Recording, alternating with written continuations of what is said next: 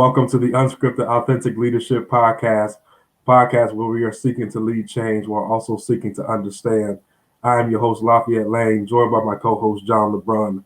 We are here for another exciting, enthralling episode here at the Unscripted Authentic Leadership podcast.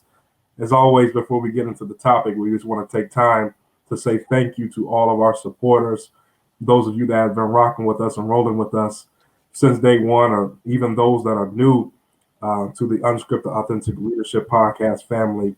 To you, we say thank you. Thank you to our YouTube audience there and our channel at Unscripted Authentic Leadership, and those that are following us there on Facebook, on the page Unscripted Authentic Leadership, and even our Instagram family at Unscripted Leadership.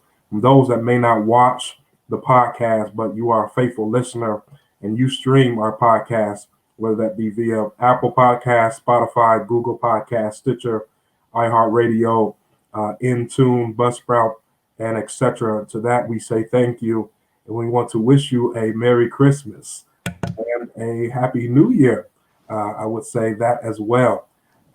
Listen, we are here for another episode. And before we get into the topic, as always, just taking time out, a time of reflection, of review of how our week has been and how life is going. Things are going pretty well for me, and just excited about this year. We're 1 week closer, I should say 5 days closer to Christmas, and tomorrow is a special day as well because it is our co-host John's birthday, and we want to say happy birthday to the big guy. We wish him well, and he's still a young. You went there.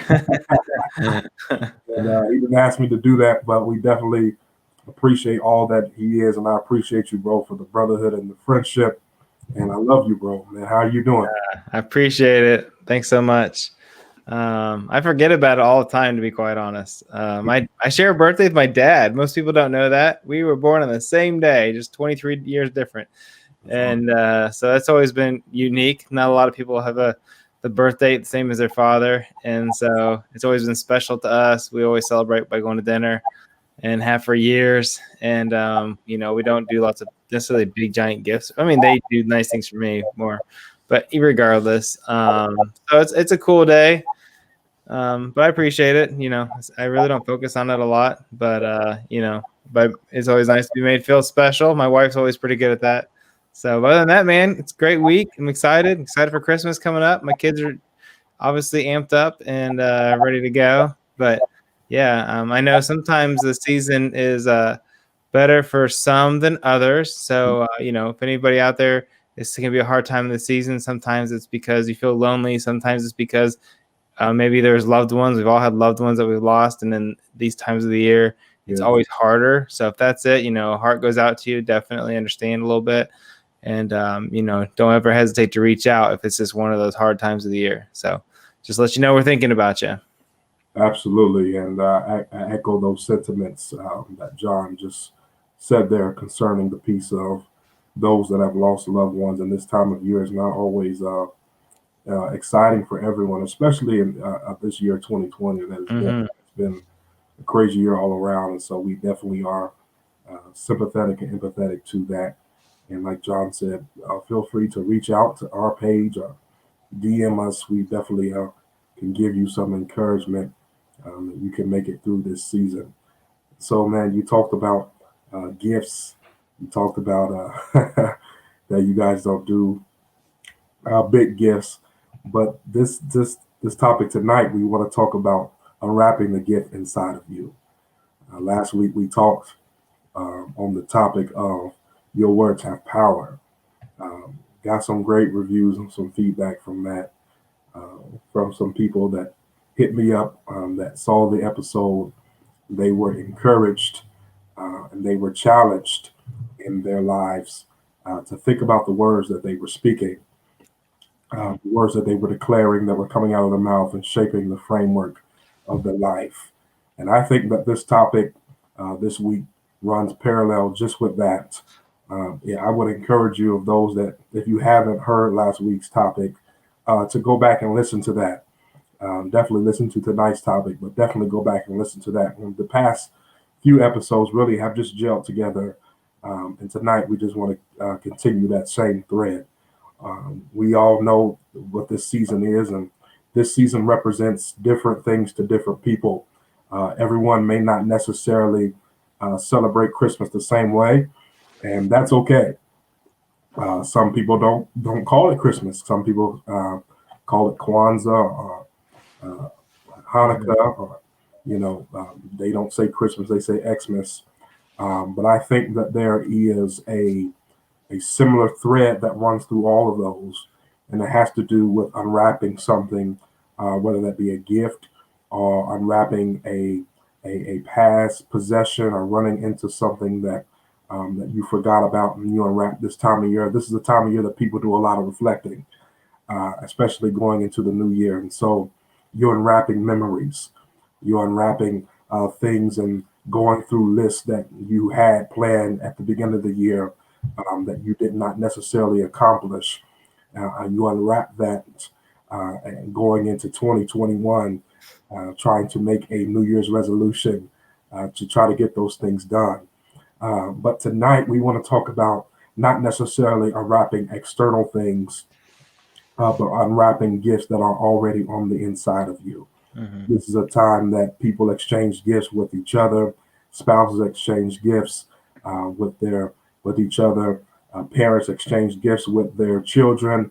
People give gifts to charities and donations, and we really sometimes don't understand the weight of a gift and the commodity, the precious value of a gift. Not even, like I said, gifts on the outside that you can purchase from a store, from Walmart or Target or the mall, but gifts that were already on the inside of you when you were born. And I would venture to say that, not to get too deep, but gifts that were inside of you while you were in your mother's womb and before you were in your mother's womb. That there were already gifts on the inside of you that was purposed and planned on inside of you to be a blessing to the world. A gift is a thing that is given willfully or willingly to someone without payment. It is a present. It's not something that you have to purchase. It's not even something necessarily that you have to ask for. It is something that is given to you. And I thought about that. I thought about as a kid that when we're kids, sometimes we're not even necessarily excited about the gift inside of the box. We're more excited about what the gift is wrapped in. And so we get excited about the wrapping paper, what's on it, whether it's shiny or whether it has those different decorations. And I thought about the gifts that are on the inside of us, what they are housed in, what they're wrapped in, and what those gifts look like. Sometimes the wrapping paper can be intimidating. Sometimes the wrapping paper can be challenging. And I believe that one of the challenges that we have and unwrapping the gifts inside of us is that we don't like the presentation of the outside of our gift. And so we get caught up on the external look of it. We get caught up on how it looks to other people, or it may not be to the palette of the audience that we think that we should have. And so we don't go to the next step of unwrapping the gift because we get caught up on what the gift is wrapped in on the outside. We get caught up in the wrapping paper and how it looks. And so the reality is that all of us are gifted in some shape, form, or fashion. Some of us have one gift, some of us have three gifts, some of us have five gifts or more. But I would venture to say that everyone in this life at least has one gift inside of yourself. And before we go even further into this, John, I want to get your perspective on this whole idea of unwrapping the gifts inside of you. Yeah. So, as we kind of get into our sort of difference of, talents versus like natural abilities versus skills that you've developed and so forth. A lot of people look at it. How I relate that is a lot of people look at when you ask somebody like, hey, like we've all been in that moment where we said, what am I good at? Right. or you see somebody on TV and it's evident that they have a natural ability, and whether it's sports or speaking or whatever that would be. And then you think, well, what's my gift, right? Because you don't see it as a physical trait. You're like, I don't sing like that person, or I don't have the hand-eye coordination like that player does, or whatever. So the reality is 90% of us don't have those types of are not might not be our primary gift. And so it can be difficult. So when you're looking into, and I'm sure we'll get into this, your gift, so forth, it's often not surface level, right? You have to dive in. You have to figure out what is that. You have to seek deep inside yourself more than, am I really good at whatever, do I have a really good jump, or am I really, really fast? Right. Even if you look at some of the best NBA players, right? I was thinking about this today, and I didn't look into all the stats, but I started thinking about LeBron James, who is, one of the greatest players of all time. I think he's the greatest player of all time, but I'm not here to argue about that. I don't think Lafayette is going to argue with me on that. But I look at it and I'm like, okay, if you look at his game is great. He's all around one of the best players. But he's never leads, in field goal percentage. He never leads in free throw percentage. But leaders, I looked up who leads the league in field goal percentage. It was I think it was Dwight Howard or something like that, right? Or he was at least one of the leaders. Like nobody you really think of. And so he doesn't lead in 3-point percentages. He doesn't lead in assists, but he always has a lot, right? But what he does really well, actually, is he seems to be able to assemble a team and lead them to championships. He gets the job done no matter what. And so maybe his ability is basketball, right? His gift, but maybe it's deeper than that, right? Maybe it's more than just the fact that he can ball on a court. He can lead a team to a championship. I bet you he could do that off the court too. Is my point when I started thinking about this, right? And so it might not be as surface level as y'all think for everybody, and it's probably not as surface level with you either. Absolutely. I think that's so good. That oftentimes what you think your gift is just a starting point of what your ultimate purpose will be. As you brought up with King James, that's my favorite player, and he is the GOAT. And I will debate you up to why that is. But I think that's good at what you said, that you can be gifted in an area and not necessarily be the head leader in that area that you are in. Doesn't necessarily mean that you're not gifted. It just means that you have the ability to bring pieces together. As you brought up with LeBron, I thought it was really good. And so we have to find out what the purpose of our gifts are for. Because as you said, your gift can be a gateway to another door. That you may have the gift of basketball, but you can propel or use that gift of basketball to propel you to be an ambassador. You can use your gift of writing to propel you to be the CEO of a company. You can prepare your gift of whatever that gift may be to find the underlying purpose of what that is. And I think that you said something good that as you were talking, I was thinking about that just because you are gifted and are talented at something does not mean you don't have to put in hard work. Mm-hmm. I think there's a quote, and I may misquote it, I don't have it written down, but it says that hard work beats talent when talent does not work hard. Mm-hmm. And so you can be as gifted as you want to be as a musician. You can be gifted as a speaker. You can be gifted as an athlete. You can be gifted as a student in school and scholastic areas. But if you don't study, if you don't work out, if you don't diet right, if you do not practice, then those that are not as gifted as you are will excel further than you, even though you're more gifted than they are, because you refuse to put your work ethic to match your gifting level. And that is not to necessarily say that your gift will go away. But you'll be crazy to discover. I think that Miles Monroe said that the richest place in the whole wide world is the graveyard, because that is the place where people's dreams die. That is the place where people did not reach their fullest potential.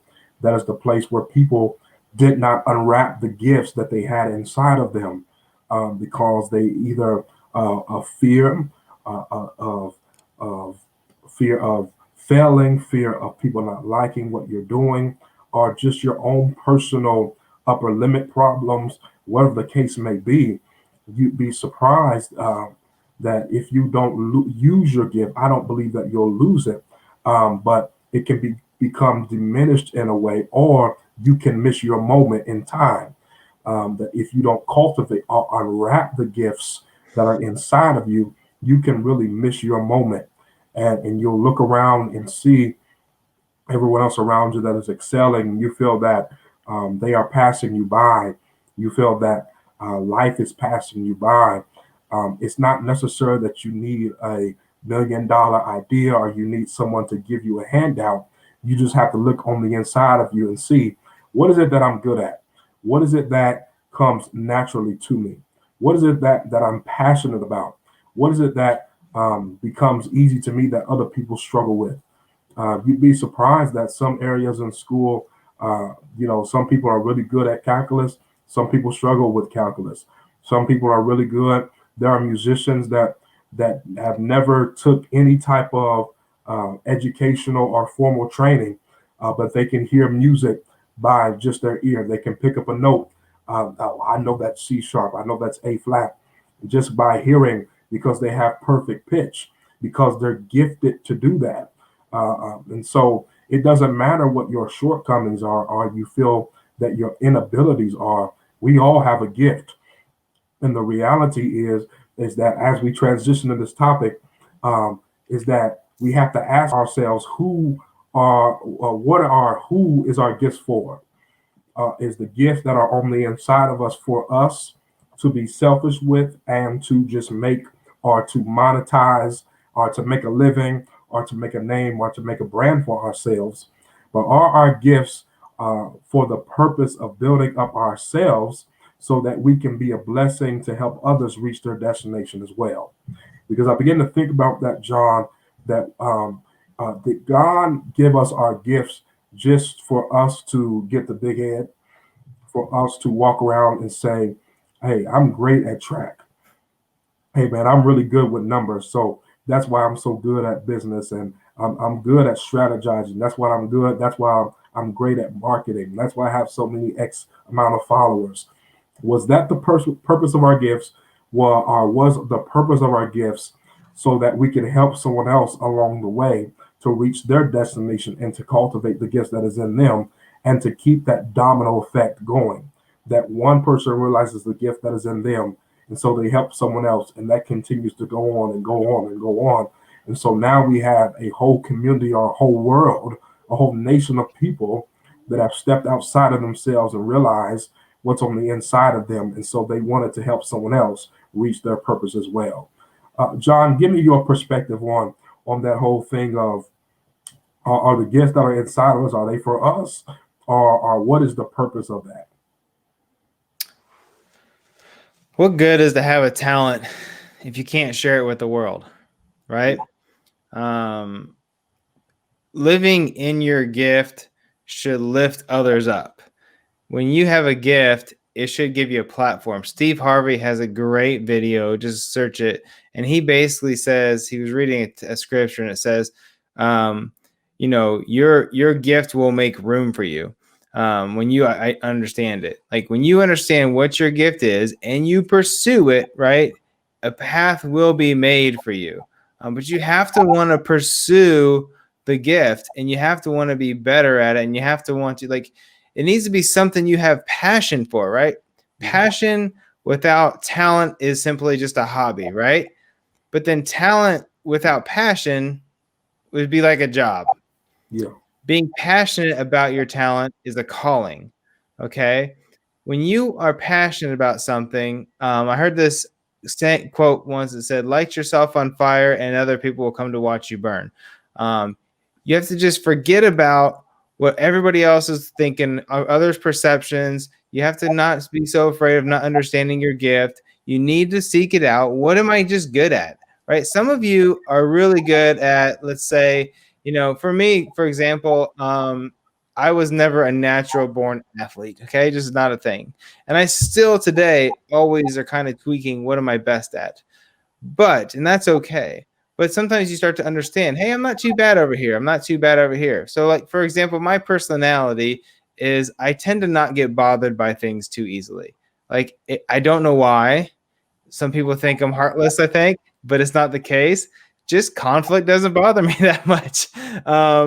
So I've realized that when our company gets in sort of like if you get sort of one of those heated areas or with a client or something messes up and people freak out, for some reason, it doesn't bother me. I'm like, it's cool. We'll get through this, right? Sort of a Lafayette called a duck on a water a long time ago, right? Your feet are always moving. Just for whatever reason, I've always been able to just keep the poker face and it never bothered me. It's not something I had to practice. It just came easy. I have friends and family. When something goes wrong, they're like, ah, right? It just doesn't happen to me. I don't know. I've always had an ability to like make people laugh. Not so much stand-up comedy, like rehearsed laugh, but when I do speeches and I speak in front of audiences, I tend to just things come to mind that I can understand. Okay, the audience is a little bored right now, and something I see just happens naturally in a speech, and I can say it. They start laughing, and I can move on. Not that I'm saying I'm the funniest guy in the world, but just those little comedic spots have always come easy. Some people try and they bomb. I don't know. I'm really bad at rehearsed jokes. I've realized that. So it's not the same, right? Steve Harvey can come up with a script. He can hammer it, and it is funny. I've tried rehearsing jokes, and it just bombed. And so I don't do that, right? Things just have to come to me while I'm doing like speaking, and it works out best. So I don't know what your gift is, but it's probably something like mine where it's not a surface level thing. It's just something that comes easy. I've always just naturally been able to think of funny jokes as we're doing things. I've always just not been bothered by conflict. And I don't know if that helps anybody, but that's in my mind, how you come up with what are you just good at besides can you dribble or can you jump or run? And within that, you have to figure out what is your path from there, right? What is your purpose? How can you use your gifts to support that purpose? Because sometimes people say you'll take an exam, you'll take a assessment and say, what is something you just always love to do? Well, I mean, I love woodworking, but I'm really not that amazing at it. So I don't know if I would take it quite that simple. I don't think it's that easy. I think there's a lot more to it. Some of you have the gift to serve, and you're so good at just helping people. It doesn't feel like work, right? Some people serving for real feels like work. It's like, oh, okay, I'm going to go do it because it's the right thing to do, but I'm exhausted after going here and helping. Some of you can go and serve all day long and you are amped up at the end of the day and ready to go the next day. That's a gift, guys. It's a gift. Some of you can work for I can do this sometimes. I can work for hours and it doesn't bother me. Some people can, after about 3 hours, they're done for the day. If you can work for 12 hours a day on something, it doesn't bother you. It's a gift, guys. You can focus for so long. My son's that way. He can hyper focus. People said he had ADHD, want to put him on medicine. Said he can't focus. I'm like, he can focus. He just doesn't focus on your classroom. He will sit there and focus on a project for hours to the point where I can't get his attention. I'm like, son, look, it's time to eat. And he's like, huh? Right? He just is so hyper focused. It's a gift. Just because people don't understand it doesn't mean it's not a gift. Yours is going to be very similar. And I hope that really helps somebody. That was good. That was good, bro. Just because people don't understand it doesn't mean it's not a gift. People may not understand your presentation. They may not understand your delivery, but does not mean that it's not a gift, and doesn't mean that you're not a gift. I thought that was good about what you said, that one of your gifts is remaining calm. That's a gift, bro. That's a gift from God. Because people think of gifts, when we think of gifts, it has to be something extravagant. It has to be something mind blowing or I can turn my head around all the way around. Oh, that guy's gifted. We don't think about the simple things like you said, I'm gifted to serve. Like, whoa, some people struggle in serving. Mhm. And what we don't realize is that thing that comes easy to you, that thing that you can constantly do is your zone of genius. It's your zone of genius. We all have a genius side to us. I know we think that a genius is summarized by a high IQ number, but the reality is that John may not have the highest IQ, but he has a high EQ. He has a high emotional quotient. So there's a lot of people that are highly intelligent, but you can't control your emotions. He just said that when people are going crazy, I can remain calm. That's a gift. That's a zone of genius. A zone of genius is the physical and mental space where your interests, your passions, and your skills converge to make you unstoppable in your performance. I'm going to say that again. Uh, your gifts are your zone of genius.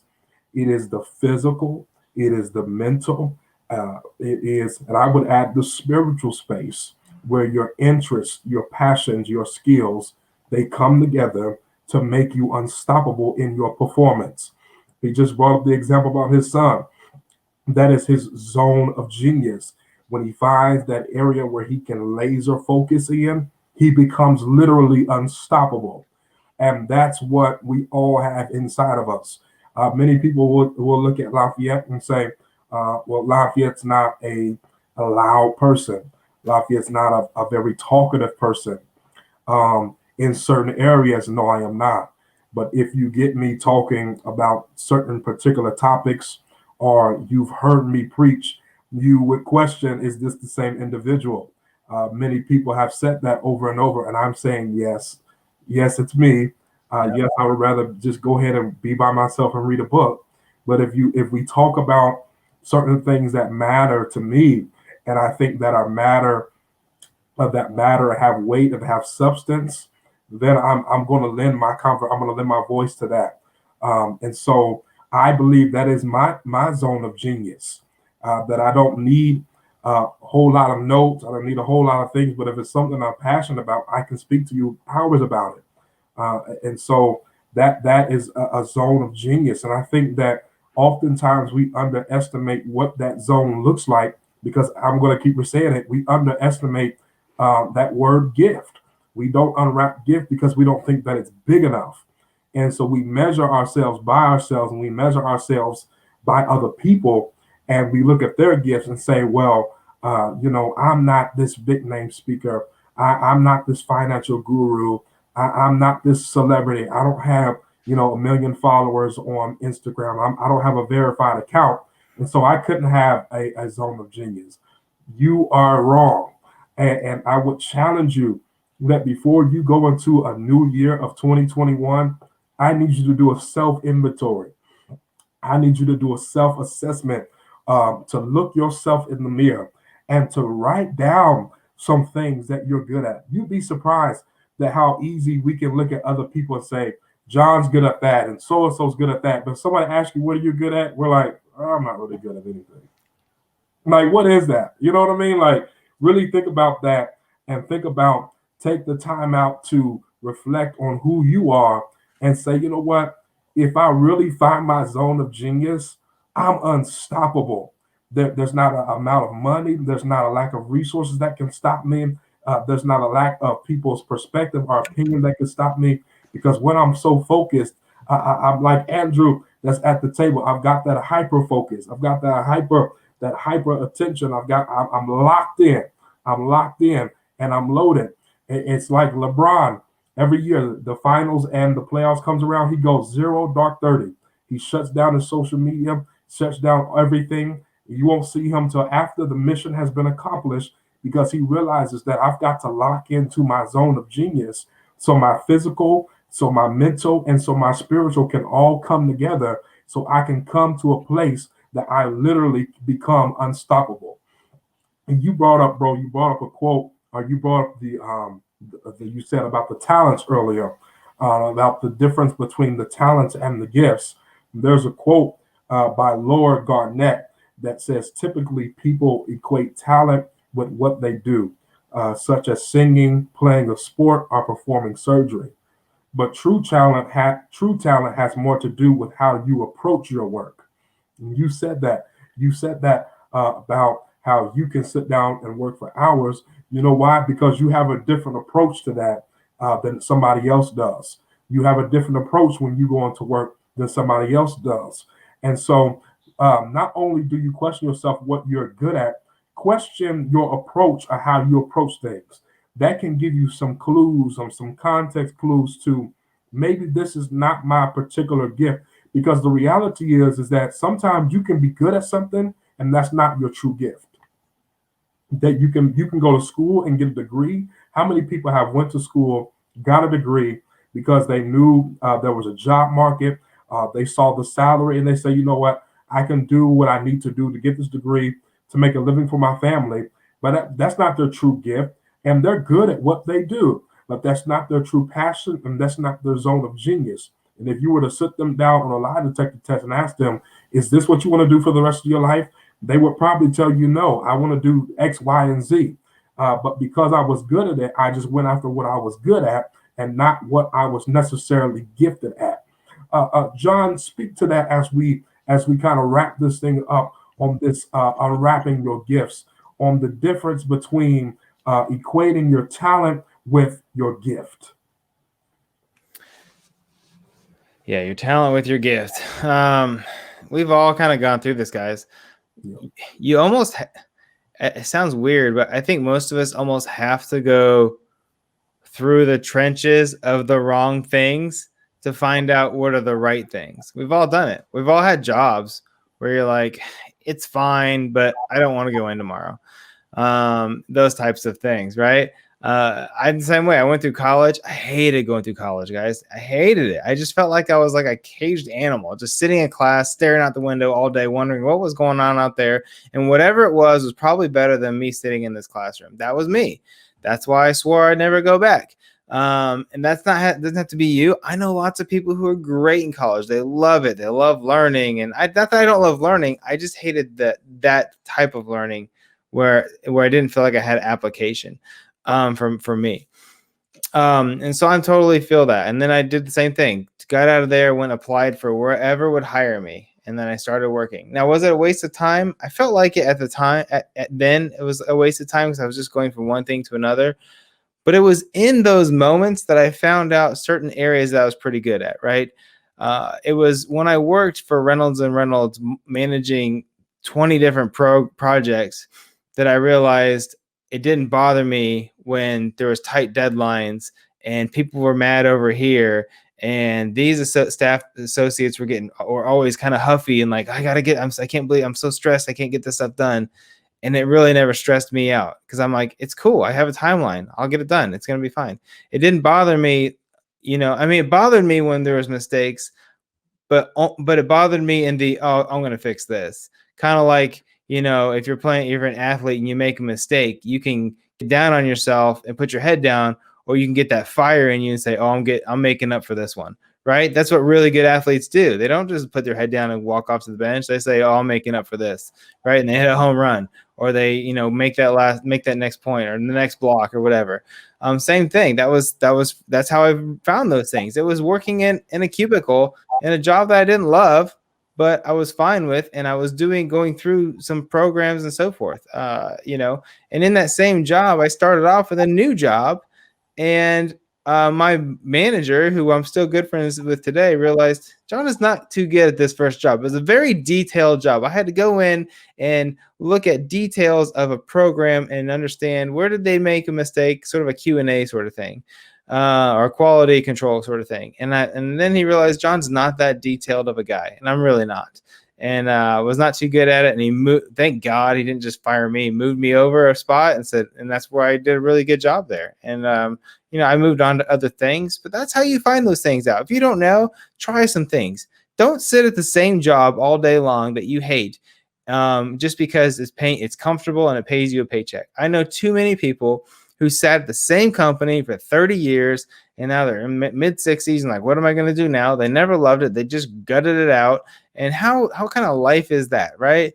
My wife is an amazing teacher. She's so good. I know everybody says that, but she's really, really good.